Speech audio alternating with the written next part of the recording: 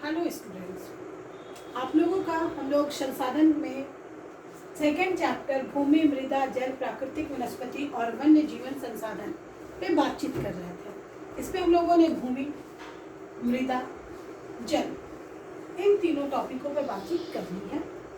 आज जो हम लोगों का सब्जेक्ट है वो रहेगा प्राकृतिक वनस्पति और वन्य जीवन संसाधन। प्राकृतिक वनस्पति क्या समझते हैं? प्राकृतिक वनस्पति से आप क्या समझते हैं?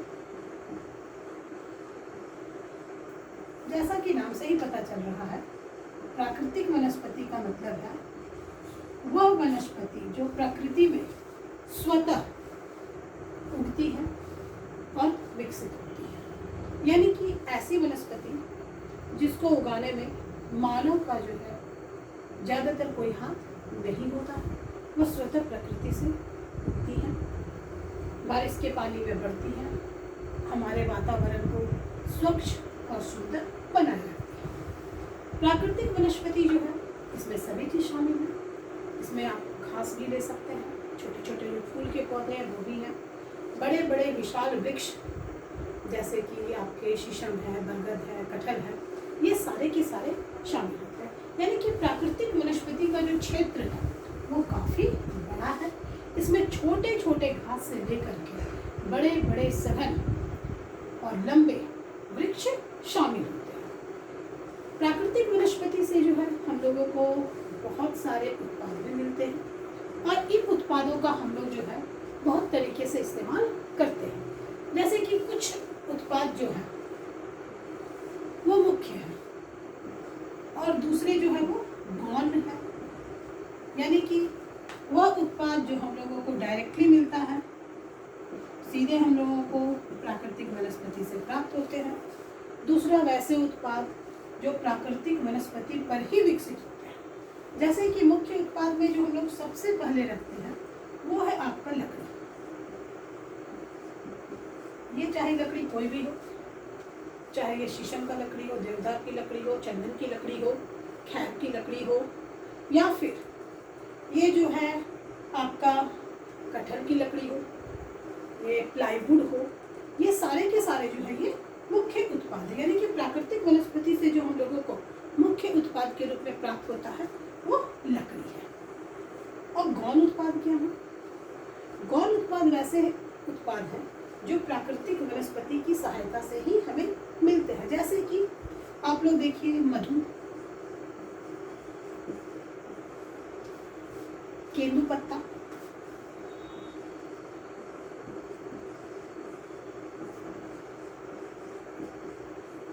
लाह आदि। तो मधु लोग जानते हैं कि मधुमक्खियों से मिलता है, लेकिन मधुमक्खियां जो है अपना छत्ता प्राकृतिक वनस्पति पर बनाती है। केंदुपत्ता जैसा कि नाम से ही पता चल रहा है कि ये जो है वो पेड़ के पत्ते हैं। इसका इस्तेमाल बहुत तरीके से होता है, खासकर बीड़ी और सिगरेट बनाने में केंदुपत्ता का इस्तेमाल होता है, या फिर खैनी के रूप में लोग जो चबाते हैं वो भी एक तरह का तंबाकू उत्पाद ही है, वो भी एक तरह का पत्ता ही है। लाह, जिससे बहुत सारी चीज़ें बनती है, खासकर लाह की चूड़ियाँ, और बहुत सारी चीज़ों को हम लोग पैक करने में भी लाह का स्टाम्प के रूप में इस्तेमाल करते हैं, यानी उसको साटने गोंद के रूप में इस्तेमाल करते हैं। तो ये जो गौण उत्पाद हैं ये भी जो है प्राकृतिक वनस्पति से ही हमें प्रत्यक्ष नहीं अप्रत्यक्ष रूप से मिलते हैं। इन सब के अलावा एक और चीज़ है जो हम लोगों को प्राकृतिक वनस्पति से प्रत्यक्ष नहीं परोक्ष रूप से मिलता है, जैसे कि कागज।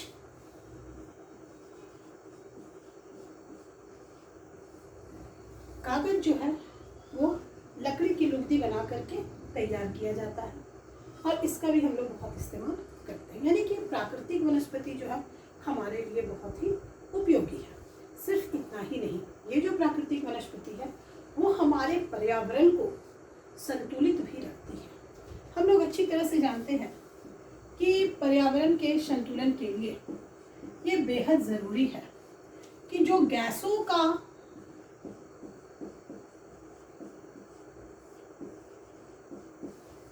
का जो वितरण है वह बना रहे। यानी कि हम लोग ये बात बचपन से ही पढ़ रहे हैं कि प्रकृति में में सबसे ज़्यादा जो है वो नाइट्रोजन है। नाइट्रोजन के बाद जो चीज़ आता है वो है ऑक्सीजन, और ऑक्सीजन के बाद हम लोग एक अन्य उपयोगी गैस कार्बन डाइऑक्साइड की बात करते हैं।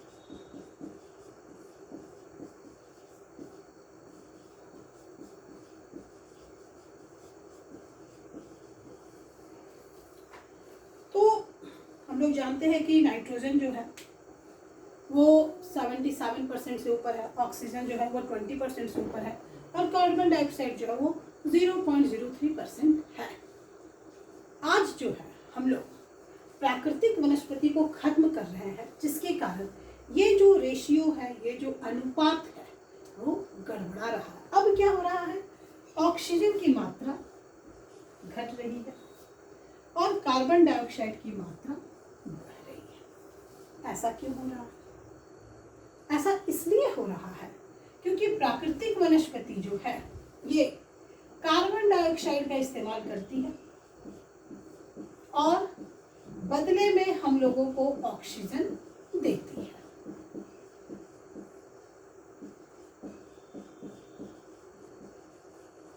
और जितने भी जीव जंतु हैं वे सभी ऑक्सीजन लेते हैं और कार्बन डाइऑक्साइड छोड़ते हैं।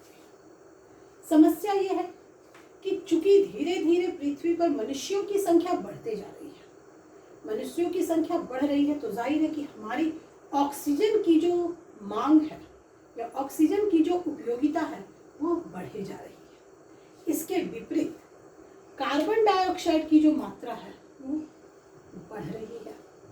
अब चूंकि ऑक्सीजन हमको ज्यादा चाहिए तो हम कहाँ से लाएंगे? अगर हम लोग सभी लोग ऑक्सीजन ही लेंगे और कार्बन डाइऑक्साइड ही छोड़ेंगे तो जाहिर है कि पर्यावरण में धीरे धीरे ऑक्सीजन की मात्रा कम होती चली जाएगी और कार्बन डाइऑक्साइड की मात्रा बढ़ती चली जाएगी। जैसा कि आज हम लोग देख रहे हैं, बहुत ज़्यादा गर्मी हम लोग देख रहे हैं, महसूस कर रहे हैं। ग्लेशियर्स के जो हिम है वो पिघल रहे हैं, समुद्र का जो जल स्तर है वो बढ़ रहा है।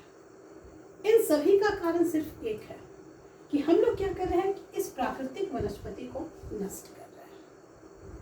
हम कभी खेती के लिए, कभी घर बनाने के लिए, कभी सड़क बनाने के लिए, कभी उद्योग लगाने के लिए, कभी स्कूल खोलने के लिए प्राकृतिक वनस्पति को नष्ट करते हैं।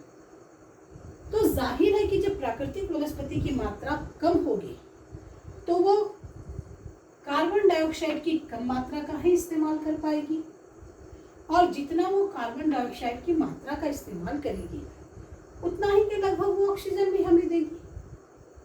लेकिन हमारी ऑक्सीजन की डिमांड ज़्यादा है, तो ये जो आपका ऑक्सीजन की मात्रा जो अभी 20% से ज़्यादा है वो धीरे धीरे कम होती जा रही है, और इस कारण जो है पृथ्वी पर हो सकता है आने वाले 100 करोड़ के वर्षों के बाद जीवन ही असंभव हो जाए। अभी हम लोग रिसेंटली देख रहे हैं कि कोविड-19 पीरियड में जो भी व्यक्ति कोरोना से संक्रमित हो रहे हैं उनके साथ जो सबसे बड़ी समस्या आ रही है वो उनका ऑक्सीजन लेवल गिर रहा है, और हम लोगों को सिलेंडर की ज़रूरत पड़ रही है, ऑक्सीजन सिलेंडर की ज़रूरत पड़ रही है। जबकि आज से 50 वर्षों पहले इस तरह की कोई प्रॉब्लम नहीं थी, क्योंकि लगभग हर दूसरे घर में कहीं बरगद का पेड़ होता था, कहीं नीम का पेड़ होता था, कहीं पीपल का पेड़ होता था। और ये जो पेड़ है ये सभी प्राकृतिक वनस्पति हैं।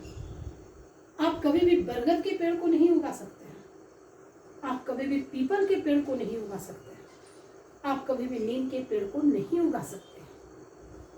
ये कहीं ना कहीं उगती है और हम वहाँ से उठाकर इसको ला सकते हैं या फिर वहीं पर उसको डेवलप होने के लिए छोड़ सकते हैं, क्योंकि ये बीज से नहीं लगती। इन पौधे के लगने में सबसे ज़्यादा जिसका हाथ होता है वो पक्षियों का हाथ होता है। खैर, हम लोग उस सब बातों में बहुत दूर तक नहीं जाएंगे। तो ये बहुत सिंपल सी बात है कि प्राकृतिक वनस्पति को अगर हम लोग बनाए रखेंगे तो जाहिर है कि पृथ्वी पर जीवन भी बना रहेगा, पृथ्वी पर ऑक्सीजन की मात्रा जो है वो बनी रहेगी, प्राकृतिक वनस्पति से जुड़े हुए जो उद्योग हैं वो बने रहेंगे, और हमारा जो पर्यावरण है वो हमारे जीवन के अनुकूल बना रहेगा।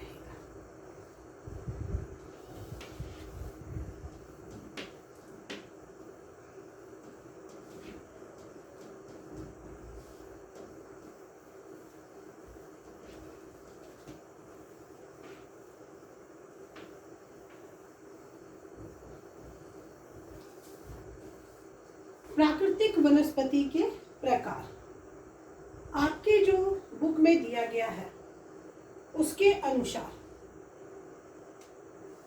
प्राकृतिक वनस्पति को 4 भागों में बांटा गया है।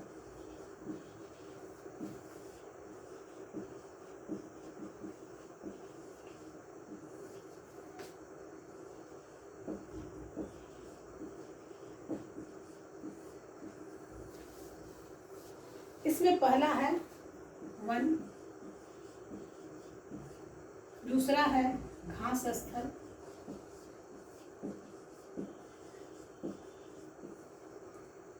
तीसरा है झाड़ियां,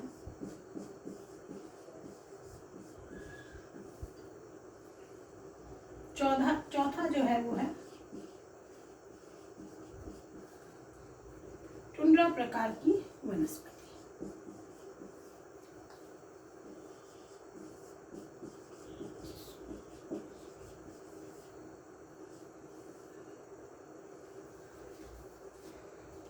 भारी वर्षा वाले क्षेत्रों में वन मिलते हैं, जैसे कि अमेजन बेसिन, जैसे कि कांगो बेसिन, या हम ये कहें कि विषुवत रेखा यानी कि 0 डिग्री से 5 डिग्री ऊपर और 5 डिग्री नीचे का जो क्षेत्र है वो घने वनों का क्षेत्र है।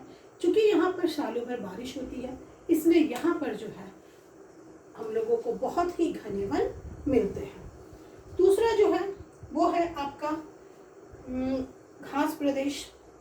यहाँ पर क्या है कि वर्षा तो होती है लेकिन बहुत घनघोर भी होती है, लेकिन सालों भर नहीं होती है, कुछ समय तक होती है। और घास स्थल का मतलब सिर्फ घास उगाना नहीं होता है, घास स्थल का मतलब है कि यहाँ पर गेहूं और धान की खेती भी की जाती है। तीसरा जो है वो झाड़ियाँ। जैसे जैसे वर्षा की मात्रा कम होती है वहाँ पर जो है कटीली झाड़ियाँ ज़्यादा उगती है। जैसे एक छोटा सा एग्जाम्पल हम लोग अपने झारखंड में देखते हैं। झारखंड का शाब्दिक अर्थ ही होता है झाड़ियों का प्रदेश। तो झारखंड में जो है वर्षा जो है वो साल के 3 महीने होती है, जिसको हम लोग मानसून की वर्षा कहते हैं। तो यहाँ पर जो है झाड़ियों की अधिकता है। चौथा जो है वो आपका है टुंड्रा वनस्पति।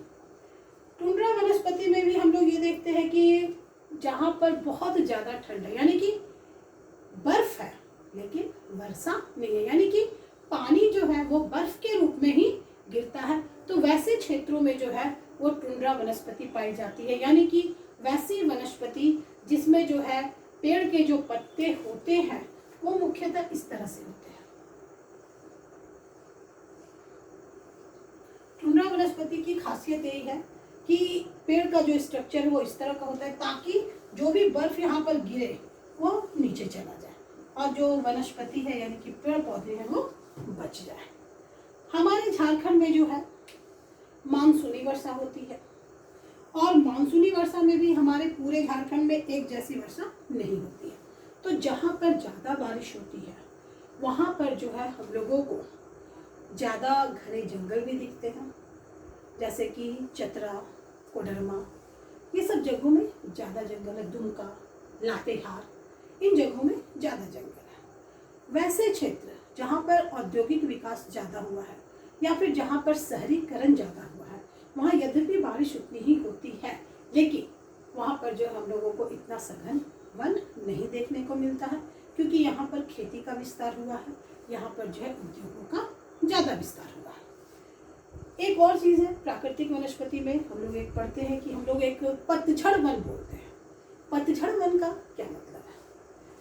वो क्या सभी प्रकार में पाए जाते हैं? देखिए, पतझड़ वन है ऐसा है कि साल में एक बार हर पेड़ अपनी पत्तियों को गिरा देता है। क्योंकि हमारे क्षेत्र में यानी कि झारखंड में मानसून के पहले या ये कहिए कि गर्मी की ऋतुओं के आते आते लगभग बहुत सारे जो वनस्पति है वो अपने पत्ते गिरा देते हैं। ऐसा इसलिए होता है कि बहुत अधिक वर्षा नहीं होने के कारण, या ये कहिए कि चूंकि गर्मी यहाँ बहुत ज़्यादा पड़ती है, तो पत्तों से जो वाष्पीकरण होता है, वाष्पीकरण से जो जल निकल जाता है, पेड़ उस जल को बचाने के लिए पत्तियों को ही गिरा देते हैं।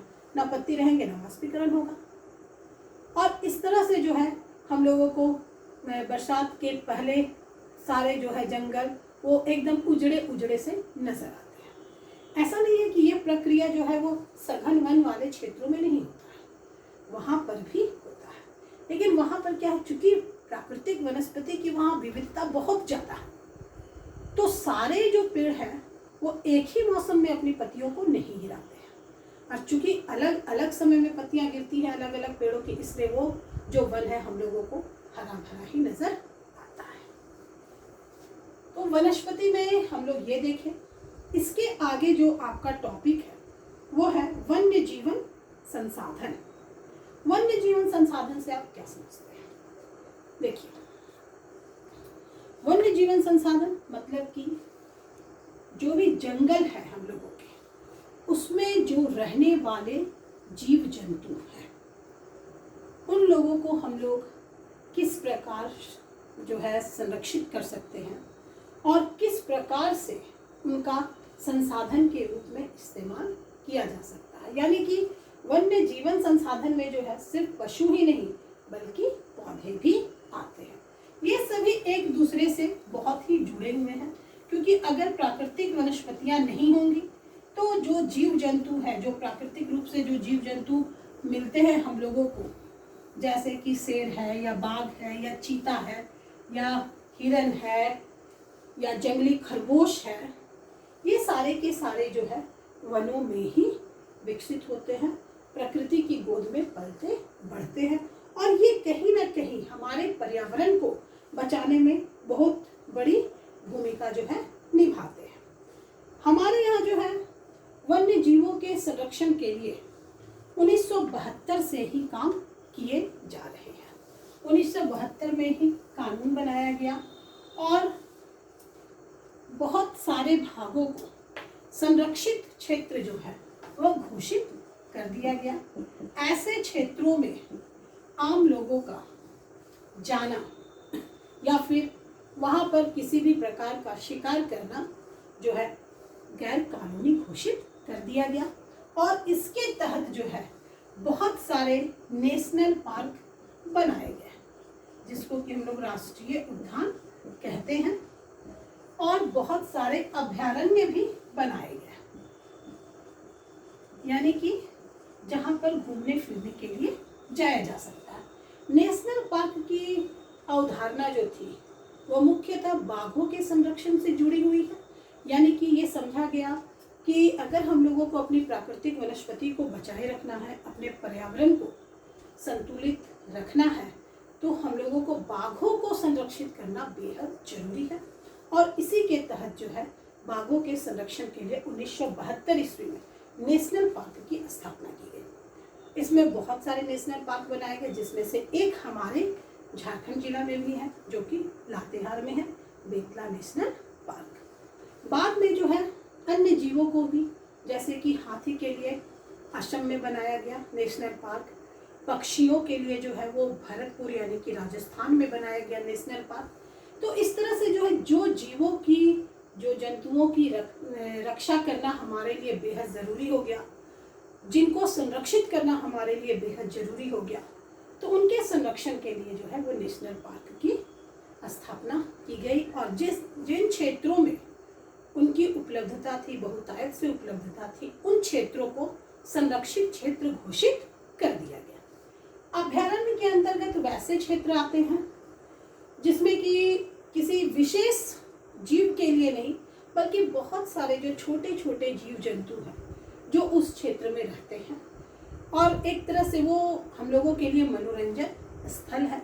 हम लोग वहाँ जा कर के प्राकृतिक वनस्पति और वन्य जीवों का जो है आनंद ले सकते हैं, हम लोग वहाँ घूम सकते हैं। तो इसलिए नेशनल पार्क और अभयारण्यों की स्थापना की गई। यह भी कहा गया कि जो संरक्षित जीव है उनका कोई भी शिकार नहीं करेगा, और अगर उनका कोई शिकार करता है तो उसे एक बहुत मतलब कानून का सामना करना पड़ेगा, उसको सजा भी दी जाएगी।